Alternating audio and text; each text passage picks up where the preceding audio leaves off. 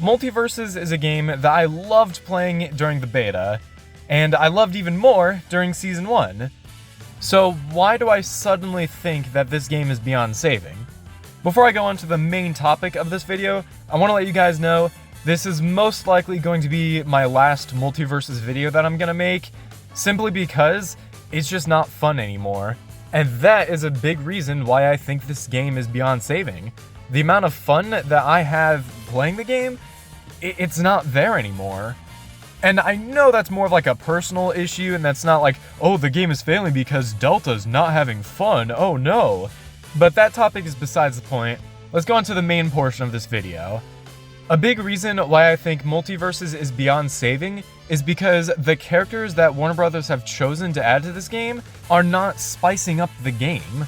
Now, let me explain that one. So in Season 1, we got the Joker, Jason, Agent Smith, and Banana Guard. Overall, 75% of these choices are great picks for this game. Then once we got into Season 2, we got Samurai Jack and Beetlejuice. Now, Beetlejuice was a strange choice in my opinion because they only added him to the game at that time because of the movie Beetlejuice coming to theaters. So in my opinion, that character just feels like a promotional character, very similar to how Black Adam was.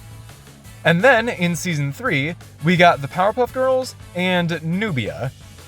Now, I will admit that Nubia has a really fun playstyle, but I'm so confused why they chose that DC character at that time rather than someone like Green Lantern or The Flash or even Raven or Robin or Cyborg. But they fixed that mistake by adding Raven in Season 4 and alongside Marceline. Overall, all of these characters are great picks for a season, so you might be asking, why am I complaining about this? And it's simply because the characters they pick are not the most requested characters. The top 3 characters that were requested to be added to Multiversus was Ben 10, Gumball Waterton, and Mordecai and Rigby. But instead, we got Nubia. Again, I'm not trying to hash down on Nubia because again, her playstyle is really fun, but why did we get Nubia and not one of the big 3 players that people wanted? And those 3 characters were just from Warner Brothers' own IPs. The real big 3 that people really wanted was Goku, Walter White, and Sonic. When Multiversus was first announced, the creators behind the game, Player First Games, they said that they didn't want to title the game something about Warner Brothers so they could add characters from other IPs into this game.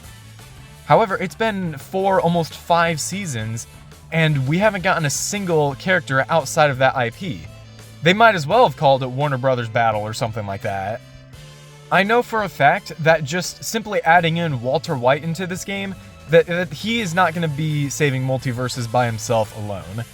They need to add a lot of different characters just for people to be like, you know what, Multiversus actually wasn't that bad of a game. I'll give it a try again.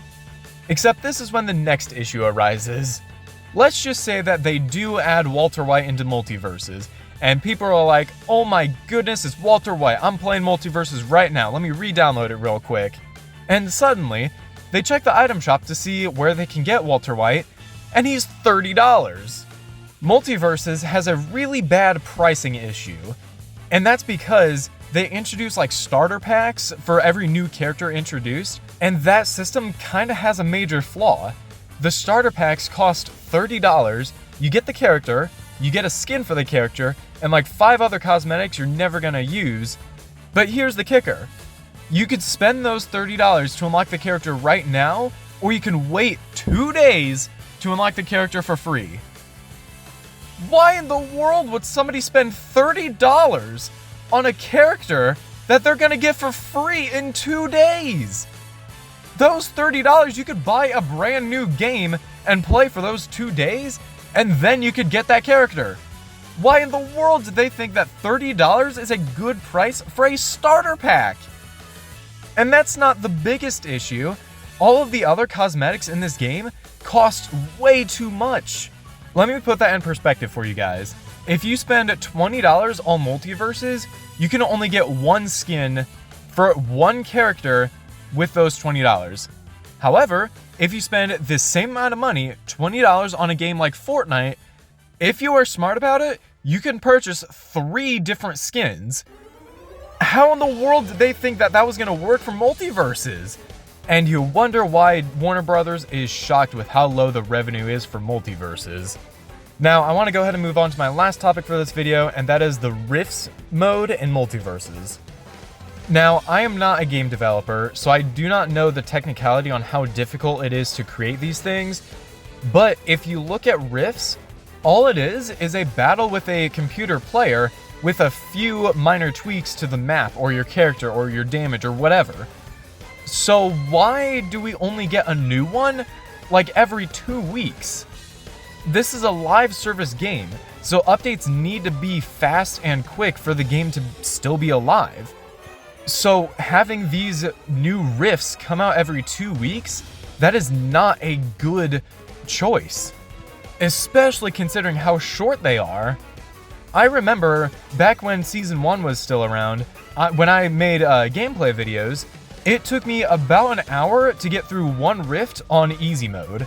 Well, now, it takes me no more than 30 minutes on hard mode. Not only have they slowed down on giving us new rifts, but they've also made them a lot shorter. And like I said before, I'm not a game developer, so I don't know how difficult it is to make these, but it does not seem that difficult. Originally, I did think that maybe because they took so long with these, maybe they were introducing like a new story mode or something like that. But the new rifts don't even have story to it! So what are you spending those 2 weeks working on? I mean, no wonder why Warner Brothers is starting to work with Fortnite again. It's because their own games just don't provide enough money.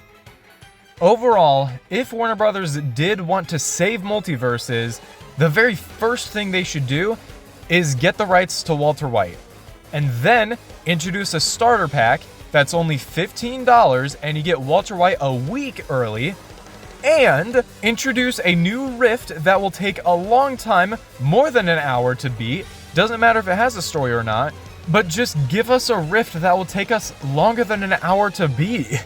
I think if Warner Brothers were to do that probably about 5 times over with Walter White, they could do Ben 10, then Goku, then Mordecai and Rigby, then Gumball and Darwin.